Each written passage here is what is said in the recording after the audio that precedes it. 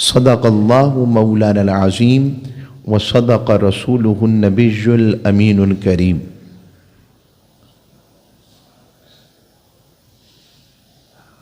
اللہ رب العزت کا بے پایا لطف و کرم و احسان ہے جس کی توفیق سے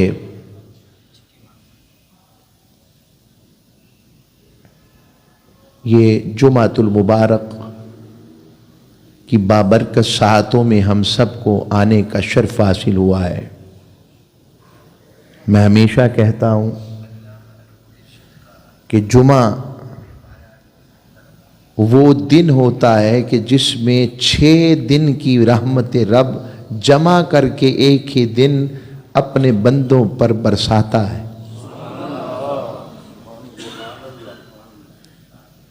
اور اس لیے اس کو جمعہ کہا ہے۔ اور اللہ رب العزت نے 4 فرض 2 کر دیے تاکہ تعلیم امت تعلیم حاصل کرے۔ تو جہاں آپ یہاں پر جمعہ کے لیے آتے ہیں وہاں علم لینے بھی آتے ہیں، اور علم لینے والوں کی شان یہ ہے، اور جب علم لیتے ہیں تو عقیدہ بھی ملتا ہے اور عقیدت بھی ملتی ہے، محبت میں اضافہ بھی ہوتا ہے، نسبت میں مضبوطی بھی آتی ہے۔ تو جب علم والے بن کر نکلتے ہیں تو حدیث میں آتا ہے، یعنی نیت یہ کریں جمعہ پر آتے ہوئے، آپ نے مارکیٹ یا دکان پر تو راستے میں جانا ہے، اور اسپیشل اگر جمعہ کے لیے آ رہے ہیں اس کی تو برکات ہی ہو رہا ہے، لیکن نیت ہی جمعہ ہو جائے گی تو برکات اور بڑھ جائیں گی کہ نیت جمعہ اور نیت علم ہے، تعلیم ہے اور تربیت ہے، یہ دونوں چیزیں۔ تعلیم کے بغیر تربیت نہیں ملتی، تربیت کے بغیر علم نہیں۔ مختصراً حدیث دے رہا ہوں کہ جب بندہ علم والا بن کے نکلتا ہے تو رب کے فرشتے اس کے قدموں میں اپنے پر بچھاتے ہیں۔ تو ہمارا مضمون تاجدار کائنات صلی اللہ علیہ وسلم کی محبت کے تقاضوں میں پہلا جو علامت محبت رسول کا مضمون ہے، تقاضوں میں سے کہ محبوب صلی اللہ علیہ وآلہ وسلم تاجدار کائنات کو ہر حوالے سے بے عیب جانا جائے۔ حضور ہر حوالے سے بے عیب ہیں۔ اچھا، ایک عقلی بات کر کے میں آگے بڑھ جاتا ہوں۔ کہتے ہیں محبت اندھی ہوتی ہے، یہ انسان کے قلب و بصر کو اپنے قابو میں کر لیتی ہے۔ یعنی انسان جس کی طرف مشغول ہو جائے، جس کی طرف متوجہ ہو جائے، باقی سب سے پھر جاتا ہے۔ اور انسانی زندگی پر ایسی کیفیات آتی ہیں، وہ کاروبار کی محبت ہو جائے، وہ مال و دولت کے اکٹھے کرنے کی محبت ہو جائے، وہ کسی گول کو اچیو کرنے میں محبت ہو جائے، وہ کسی چیز میں بھی مقاصد کو حاصل کرنے میں، یہ نیت کے اوپر ہے۔ حتیٰ کہ کسی سے نکاح اور شادی کرنے کے لیے بھی توجہ ہو جائے، چلے اچھا ہے، نکاح اور شادی اچھی چیز ہے، اس کے علاوہ والی محبت ساری حرام ہے، نکاح اور شادی جائز۔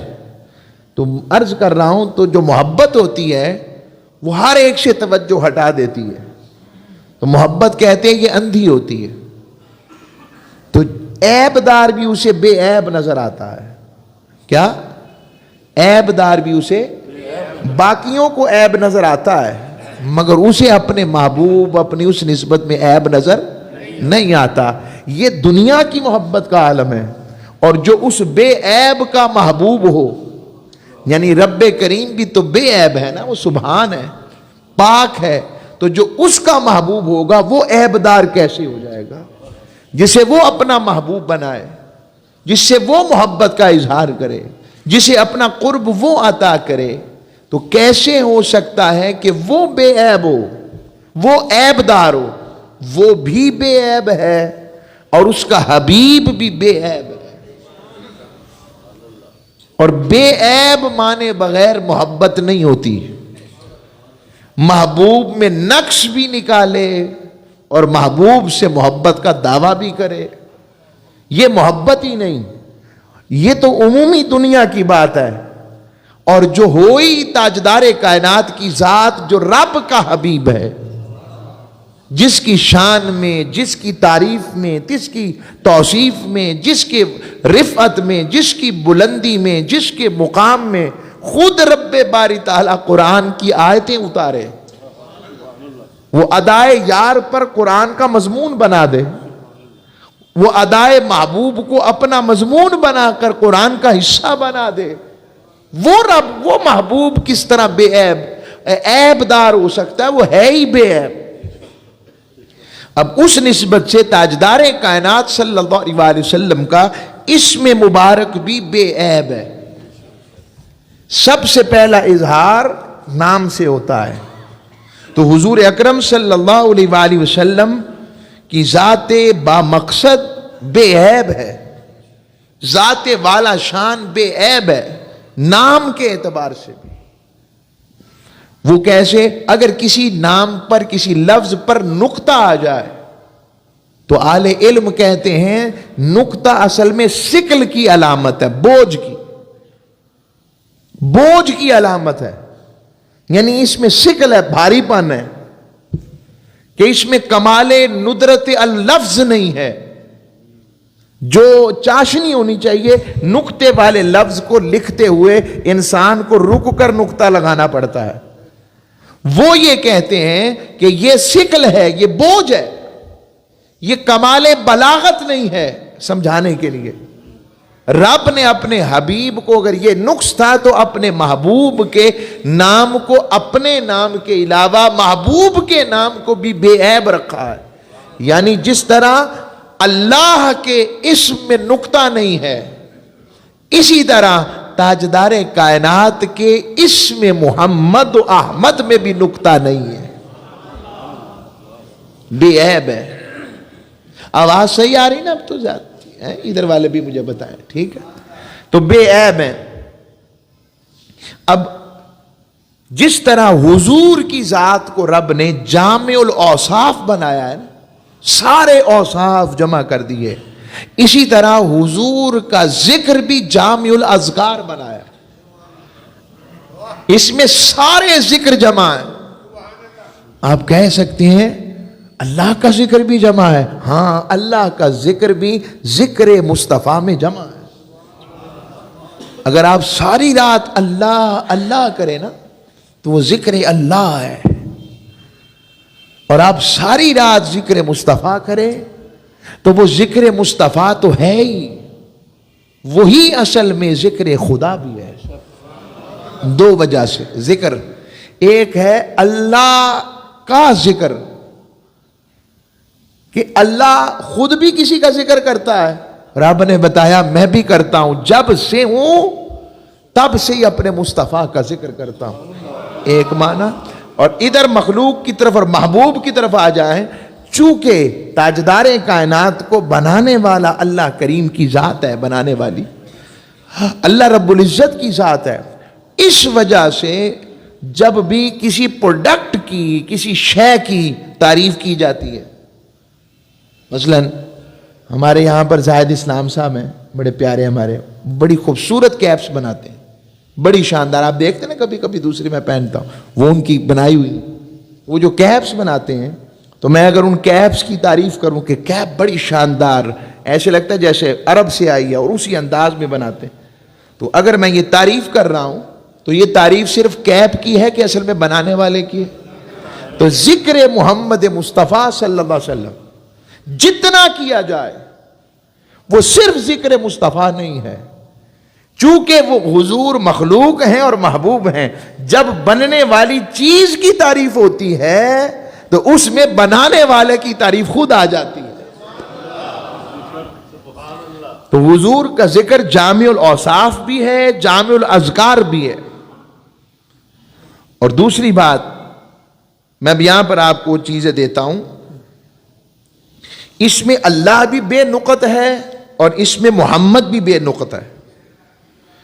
اور سمجھنا چاہیں حروف کے اعتبار سے، اسے کہتے ہیں علم الاعداد و علم الحروف کے عنوانات میں، علم الحروف میں اگر دیکھا جائے تو 12 کا ہندسہ بڑا آ رہا ہے، لا الہ الا اللہ محمد رسول اللہ، سارے کے اندر ایک تو 12 عدد ہیں، 12 حروف ہیں، 12 حروف ہیں اور بغیر نقطے کے ہیں، یعنی عیب نہیں ہے۔ اور اسی طرح محمد الرسول اللہ، اس میں بھی 12 حروف ہیں اور پھر 12 حروف کے اندر عیب نہیں ہے، نقطہ نہیں ہے۔ رب نے اس طرح اپنے محبوب کے ذکر کو اور اپنے ذکر کو بے عیب رکھا ہے۔ اب تاجدار کائنات، اسی طرح اگر میں ویسے اب ہٹ کر 12 کا ہی لے لوں تو 12 خلفاء راشدین میں بھی آ رہا ہے۔ چلے اس کو نسبت ربیع الاول کہہ لیں، چلے آپ یوں کہہ لیں۔ ابو بکر الصدیق 12 حروف ہیں، عمر ابن الخطاب 12 حروف ہیں، عثمان ابن عفان 12 حروف ہیں، علی ابن ابی طالب 12 حروف ہیں۔ اب میں یہاں حرفوں پہ لے آیا ہوں لیکن یہاں نقطے ہیں، جو بے نقط تھے وہ لا الہ الا اللہ بھی بے نقط ہے اور محمد رسول اللہ بھی بے نقط ہے۔ اس میں ایک نسبت ہے، اگر ان چاروں کو نسبت مصطفیٰ نہ ملتی، اگر ان چاروں کو نسبت اور قربت مصطفیٰ صلی اللہ علیہ وسلم، تو عیب ممکن تھا، محبوب کی قربت کی وجہ سے ان کے عیب نہیں رہے ہیں ہی نہیں، یہ بے عیب ہے۔ آگے بات سن، اب آگے آ جائیں اس میں محمد کی طرف۔ میں اس کی تعریف میں آپ کو چند تعریفات دینا چاہتا ہوں، ذرا توجہ سے سننی ہے، لطف آئے گا آپ کو۔ ہر ایک نے اپنی شان کے مطابق، لغت والوں نے حضور کا نام نامی محمد رکھا ہے، اس کے معنی کیے ہیں، اور وہ محمد کا لفظ حمد سے نکلا ہے، جس کی بہت زیادہ تعریف کی جائے اسے محمد کہتے ہیں، جس کی بہت زیادہ تعریف کی جائے۔ اور اسی طرح محمد الذی کثرت خصالہ المحمودہ، یعنی جس کے اوصاف قابل تعریف، ستائش اور بے شمار ہوں، اسے بھی محمد کہتے ہیں۔ اور آگے آ جائیں تو اس میں جو اور معنی ہے، امام بغوی نے بہت پیارا معنی کیا ہے، سبحان اللہ سبحان اللہ۔ فرماتے ہیں محمد هو المستغرق لجمیع للمحامد یا للحامد، فرمایا محمد صلی اللہ علیہ وسلم وہ ہستی ہے جس میں تمام محاسن، حسن، تمام کمالات، تمام شانیں، تمام تعریفات، تمام توصیفات، تمام کمال کی چیزیں جس میں مستغرق، جس میں گم ہو جائیں، اس ذات کو ذات محمد کہتے ہیں۔ سبحان اللہ سبحان اللہ۔ اور ایک اور اس کا معنی کرتے ہیں امام ابو زہرا، اس میں محمد کی تشریح فرماتے ہیں، میں عربی متن کے ساتھ پڑھتا ہوں، فرماتے ہیں ان صیغۃ التفعیل تدل علی تجدد الفعل وحدوثه وقتا بعد آخر بشکل مستمر متجددا آنا بعد آن، وعلى ذلك يكون محمد ان يتجد حمده آنا بعد آن بشکل مستمر حتى يقبضه اللہ تعالی الیہ۔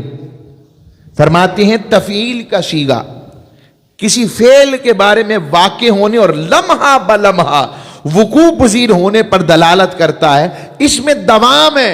سمجھانا چاہتا ہوں دوام کیا ہوتا ہے، یعنی زمانے ختم ہو سکتے ہیں، اور رب اور محمد مصطفیٰ کے نام کی تعریف کا معنی یہ ہے کہ جس میں دوام ہے، ختم نہ ہو۔ پتہ لگا زمانے ختم ہو سکتے ہیں، ذکر محمد مصطفیٰ ختم نہیں ہو سکتا۔ کیسے؟ کیونکہ اس ذکر کا ذاکر کوئی اور نہیں، خالق کائنات ہے۔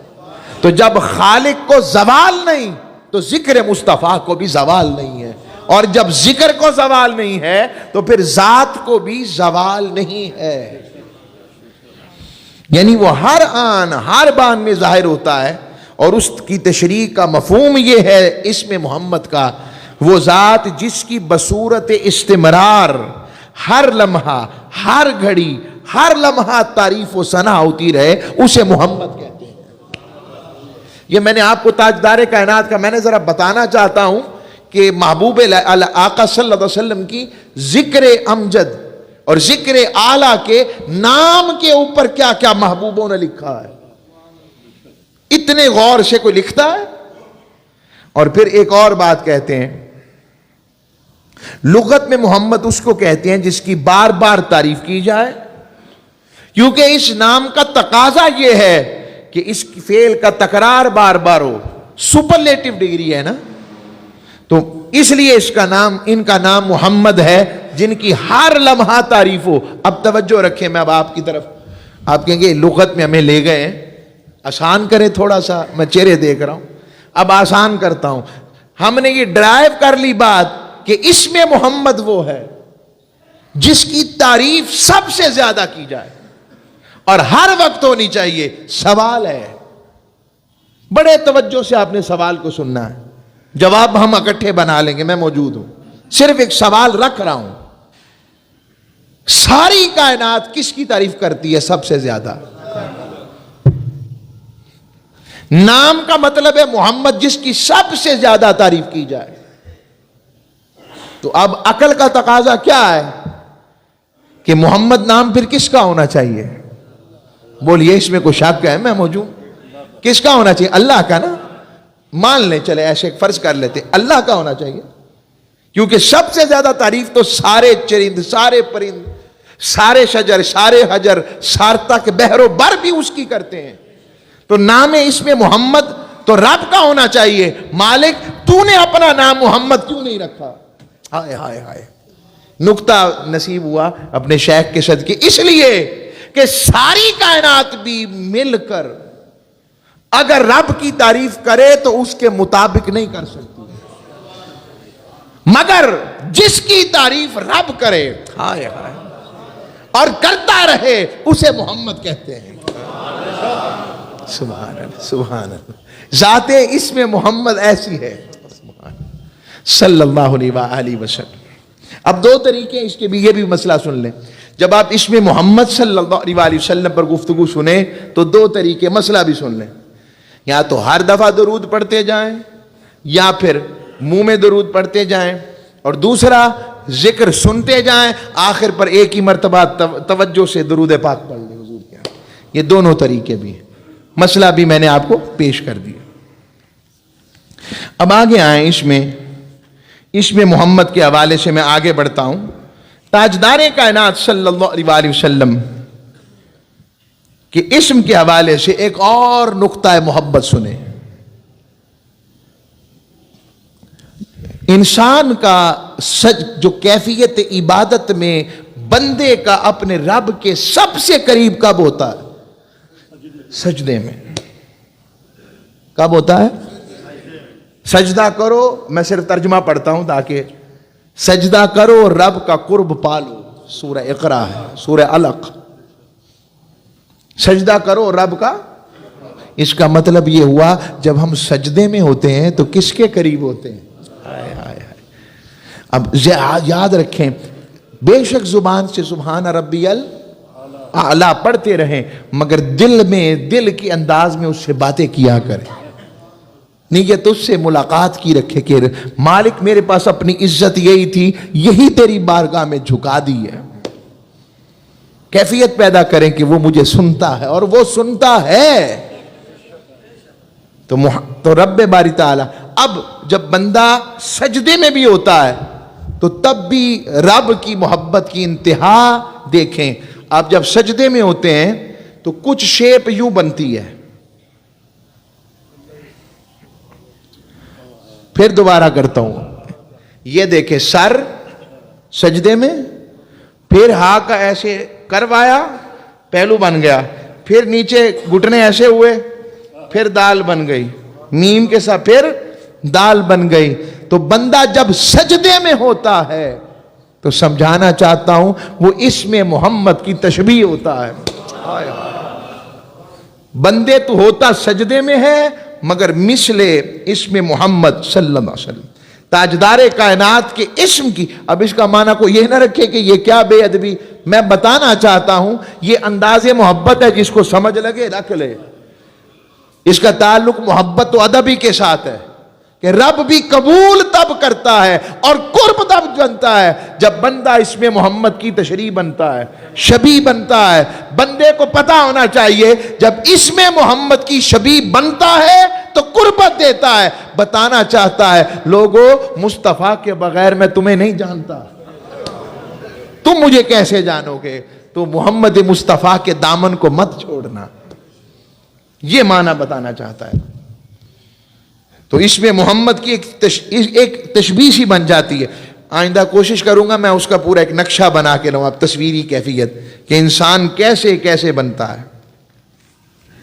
اسی طرح سارے کمالات رب عبادت میں جس طرح سجدے میں اس میں محمد کے اندر رب نے رکھے ہیں, تو اپنی عبادت کی قربت کے لیے بھی اس نے محبوب کے اسم کی قربت رکھی ہے. اب اس سے آگے آ جاتا ہوں میں. اس کو کہتے علم الاعداد, علم البسیط. ذرا جلدی کے ساتھ میں سمجھاتا ہوں. اللہ رب العزت نے ساری مخلوق میں انسانوں کو افضل بنایا, اور انسانوں میں ایمان والے افضل ہیں. ایمان والوں میں نبی اور رسول افضل ہیں. 1,24,000 نبی اور رسول آئے. کتنے؟ 24,000 نبی اور رسول آئے. ان 1,24,000 میں پھر آگے صاحب شریعت رسول 314 ہیں, اور 314 رسول بنائے. پھر ان سے آگے 5 اولو العزم ہیں. پچھلی دفعہ بھی شاید گفتگو کی تھی. اب 5 اولو العزم میں سب سے اوپر حضور ہے. آگے بات سمجھ. اب میں آپ کو کچھ علم الاعداد بتاتا ہوں, اگر سمجھ دلچسپی ہے تو سنیں اس کو. میم, اچھا اس میم کو یوں لکھیں گے میم یا میم, ویسے تو خالی میم بھی ہے. ویسے اس میں محمد کا عدد بنتا ہے 92, 92. یہ یاد رکھیں, چونکہ میم کا عدد جو ہے, اب آگے آ جائیں اس میں سمجھاتا ہوں. تو میم کا عدد 40 ہے, ہا کا عدد جو ہے 1 ہے, پھر میم کا عدد جو ہے وہ 40 ہے, اور دال کا عدد بھی 4 ہے. تو یہ محمد کا 92 کے قریب بنتا ہے صلی اللہ علیہ وسلم. یہ میں نے ویسے علم الاعداد میں بتایا. اب میں جو آپ کو علم الاعداد البسیط میں جب میم یا میم لکھتے ہیں تو میم کے عدد ہوئے 40, ہا اور الف کے عدد دونوں کو ملا لیں تو یہ ہو گئے 8. آگے آ جائیں تو یہ میم کو ٹوٹل عدد جو بنتا ہے 40, 10, 40 تقریباً 90 کا بنتا ہے. میم پھر ہا کے عدد آ جائیں گے وہ 9, 90 اور 9 میں سمجھا دیتا ہوں, آسان کر رہا ہوں. پہلے میم کے عدد ٹوٹل بنے 40, پھر 40, پھر 10. میم آیا نا, میم کے 40, یا کے 10, پھر میم کے 40, تو ٹوٹل کتنے بن گئے؟ ہو گیا, کنفرم ہو گیا. اب آگے آ جائیں. ہا اور الف کے عدد یہ 1 اور 8, 9 ہو گئے.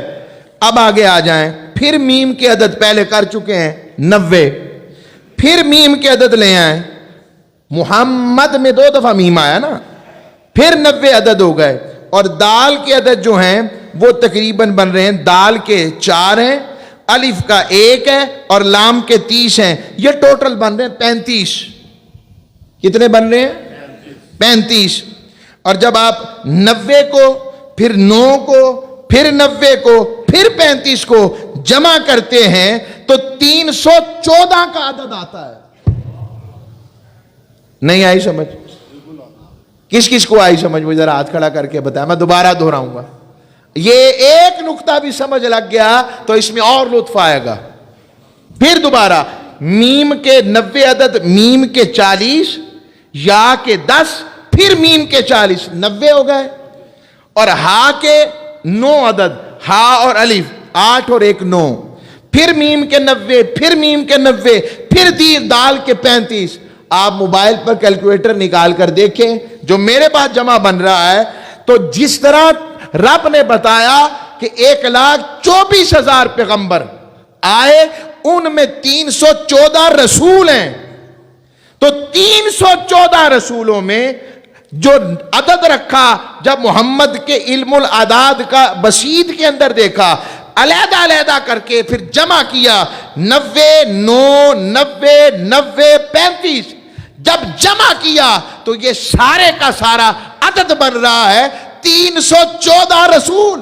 رب نے بتایا کہ 314 رسول خاص تھے، میں نے ان خاصوں کو جب سمیٹ کر ایک ذات میں رکھا، حسن میں، جمال میں، کمال میں، علم میں، اخلاق میں، کردار میں، جود میں، سخا میں، تو وہ ایک ہی ذات بنتی ہے جس کا نام محمد مصطفیٰ۔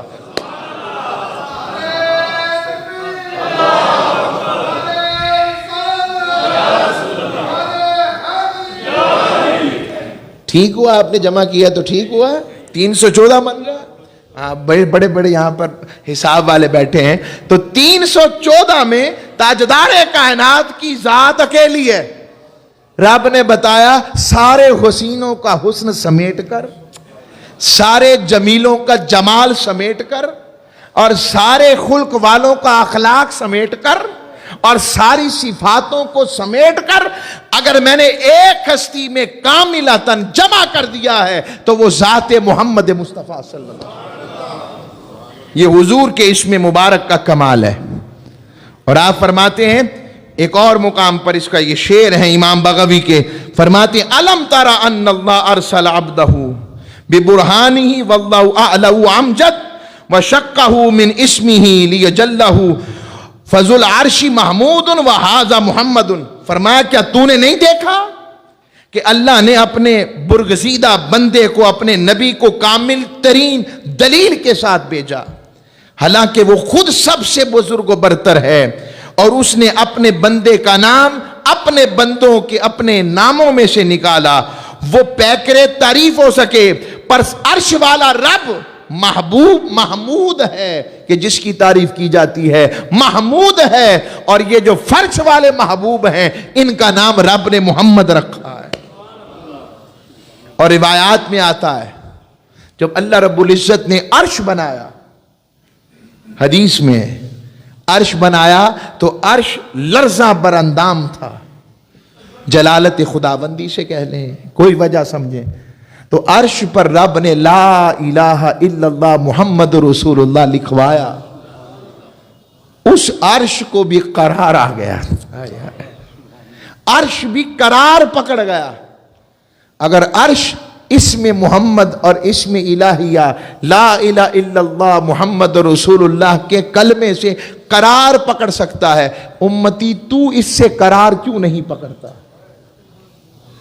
حضور کے اسم سے قرار پکڑو، اور حضور کے اسم کا سب سے بہترین طریقہ ذات و اوصاف کے ساتھ محبت کا اظہار، اخلاق بھی ہے اور حضور کا ذکر بھی ہے، اور اس ذکر کا بہترین طریقہ درود و سلام ہے۔ میں انشاءاللہ جو ایک آئے گا آقا کی محبت میں ایک درود و سلام بھی تاجدار کائنات صلی اللہ علیہ وسلم کی بارگاہ میں باقاعدہ ایک مضمون کی صورت میں ہم رکھیں گے، مضمون ہوگا، یہ بھی حضور کے محبت کے تقاضوں میں سے ایک تقاضا ہے کہ حضور کا نام لیا جائے۔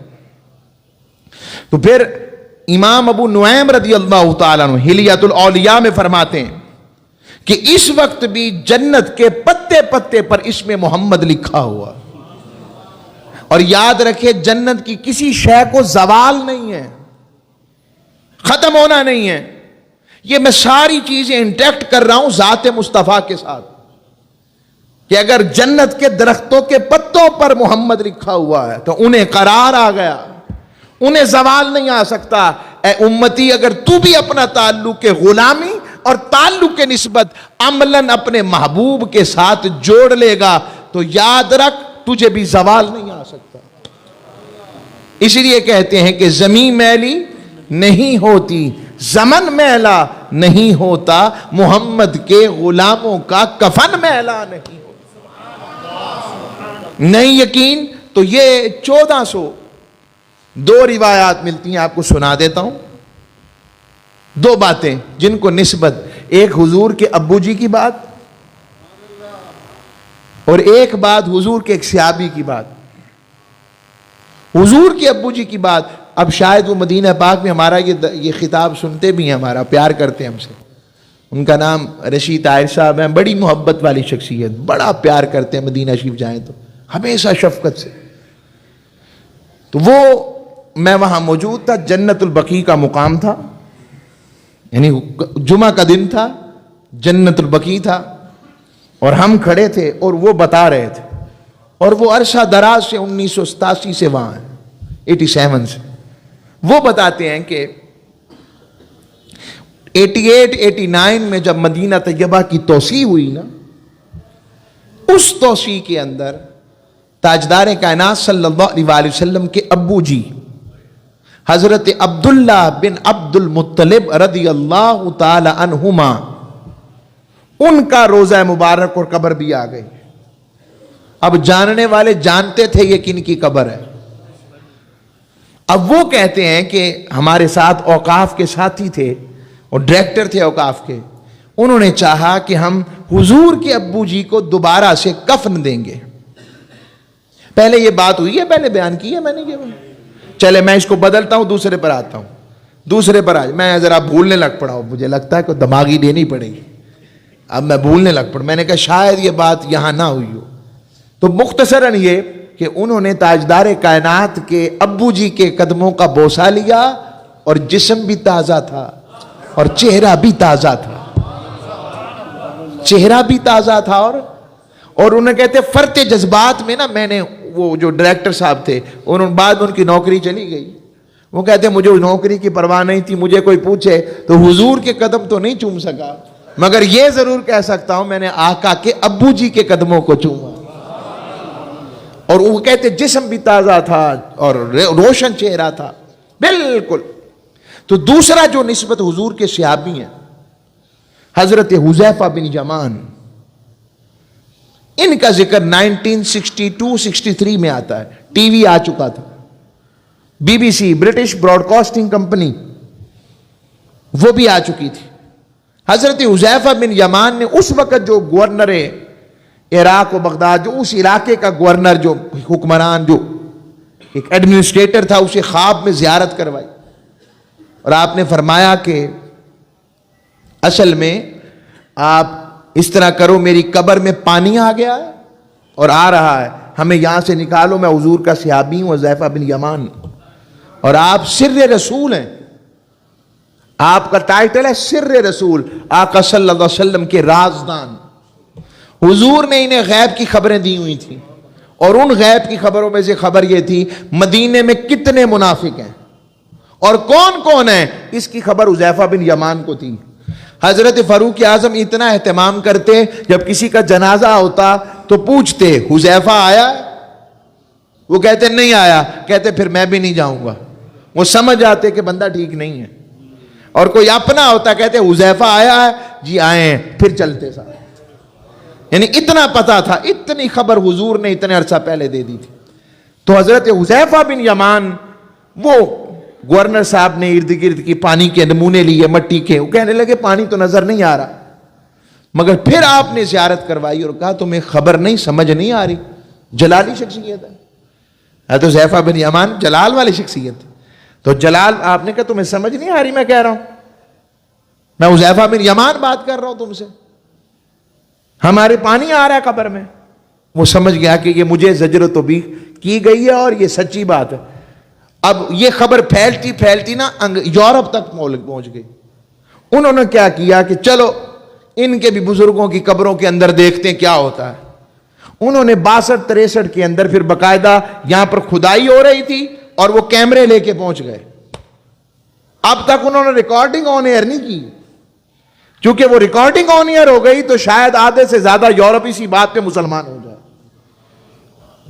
یہ بھی میں بتا دوں، لیکن یہ بات ریکارڈ پر ہے.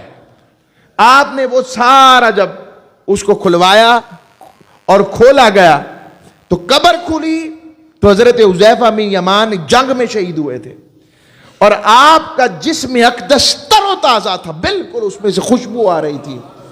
اور ایسا تھا کہ جیسے ہی آپ کے جسم اقدس میں جہاں زخم تھا اسے ہٹایا تو وہاں سے خون رچ رہا تھا. اور پانی بھی قریب تھا کہ آپ کی قبر میں آ جاتا. منتقل کیا گیا. یہ منظر بتانا چاہتا ہوں, اسے دیکھ کر کئی کافر مسلمان ہو گئے کہ سچا دین مصطفیٰ کا ہے, سچا مذہب اور دین مصطفیٰ علیہ السلام کا ہے. اسلام پریورٹی پر ٹرولی یہ سچا دین ہے. It's a true religion. اور وہ بی بی سی والوں نے آج تک سن رہے ہوں گے, یہ بھی سن لیں, they didn't broadcast that telefilm that they recorded in 1962 about Huzaifa bin Yaman grave when they opened his grave. آپ مارٹرڈ ہوئے تھے, شہید ہوئے تھے, اور آپ کا وہ قبر انور بالکل جسم تازہ تھا. میرا مقصود یہ تھا کہ اگر ان کو نسبت آقا سے ہو جائے اور آقا کے ساتھ ان کی نسبت جڑ گئی تو حذیفہ بن یمان قبر میں بھی چلے گئے, اور قبر میں جا کر 1400 سال بعد جب ان کی قبر کھولی گئی تو وہ تر و تازہ تھے. یہ حال حذیفہ بن یمان کا ہے, تو پھر ذات مصطفیٰ کی حیات کا عالم کیا ہونا چاہیے, اور تاجدار کائنات کی بقا کا عالم کیا ہونا چاہیے. اور اگلی بات, جو حضور سے جڑ جائے تو یہ عالم ہے, تو رب کے محبوب کا مقام کیا ہونا چاہیے. یہ تاجدار کائنات صلی اللہ علیہ وسلم کی بات عرض کر رہا ہوں. پھر روایات میں آتا ہے کہ حضرت نوح علیہ السلام کو جب حکم ہوا کہ آپ اپنی کشتی بنائیں, تو انہوں نے کشتی بنائی, اور ایک کشتی جو تیار کی, اور یہ بھی میں یہاں پر آپ کو وظیفہ بھی دے دیتا ہوں ایک, چلے جس کسی کو الرجی کی پرابلم آ جائے, خارش والی, آج کل متعدی خارش کی بھی پرابلم رہی ہے پیچھے کافی, متعدی خارش آ جائے تو دوائی کے ساتھ ساتھ سورہ نوح کو پڑھا کرے بطور وظیفہ. کسے؟ میں بغیر پیسوں کے آپ کو وظیفہ بتا رہا ہوں. کیا؟ چلیں یوں کہتا ہوں, بغیر وظیفے کے آپ کو وظیفہ دے رہا ہوں. تو سورہ نوح پڑھا کرے. سورہ نوح کی ایک حکمت ہے اس کی, وہ ایک علیحدہ مضمون ہے, بس میں نے اشارہ دے دیا آپ کو. تو جب کشتی تیار کی تو 1,24,000 تختے بنائے, اور ہر تختے پر جبرائیل نے ایک نبی کا نام لکھا, اور دوسرے دن دیکھا تو وہ مٹ گئے. رب باری تعالیٰ نے وحی کی جبرائیل کی طرف اور پھر نوح علیہ السلام کی طرف, اے نوح میرے نام سے انتہا کر, اور میرے محبوب کے نام محمد پر پہلے ابتدا میرے نام سے کرو, اور انتہا میرے محبوب کے نام اسم محمد پر کرو. پھر لکھا تو کشتی مکمل ہوئی. اور یہ بھی بتا دوں, اب تو سائنس نے بھی بتایا وہ جودی پہاڑ پر وہ کشتی کہاں لگی تھی, وہ بھی سارا ذکر آ گیا. کشتی کا بھی ذکر ہے کہ اس کا ڈھانچہ موجود ہے. تو میں بتانا چاہتا ہوں وہاں بھی جو کشتی پہاڑ پر لگی اس کی بھی وجہ ایک تھی کہ حضرت نوح علیہ السلام نے وسیلہ محمد مصطفیٰ سے دعا مانگی تھی, مولا اپنے حبیب کے صدقے اس کشتی کو مالک کسی جگہ ٹھکانے پر لگا دے, کیونکہ اب ساز و سامان زندگی بظاہر ختم ہو گیا ہے, ہم تجھے واسطہ دیتے ہیں تیرے محبوب کا. یہ اسم محمد علیہ السلام کی برکات ہے. حضرت آدم علیہ السلام, آپ کی بھی توبہ, یہ امام حاکم نے اس کو روایت کیا, اور متعدد کتب کے اندر یہ حدیث موجود. اچھا وقت ختم ہو, متعدد کتب میں موجود ہے. تو تاجدار کائنات صلی اللہ علیہ وسلم کے وسیلے سے دعا مانگی, تب آپ کی توبہ قبول ہوئی.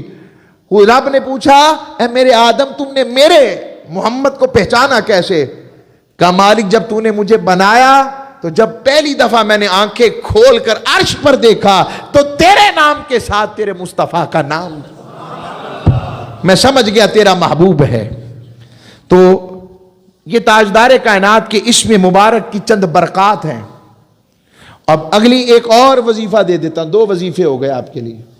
جس کے ہاں مس کیریج ہوتا ہو, سمجھتے ہیں نا مس کیریج کو, یعنی بچہ مکمل نہ ہوتا ہو, یہ بھی اوپن کر رہا ہوں, تو اس کو چاہیے کہ حضور کے اسم محمدی کو لکھ کر بے شک خاتون کے پیٹ پہ باندھ دے.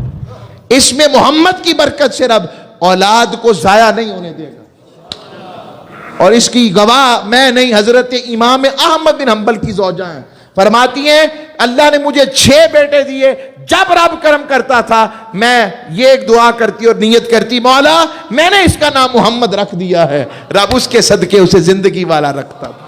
اللہ ہم سب کو عمل والا اور خیر والا رکھے۔ وما علیہ۔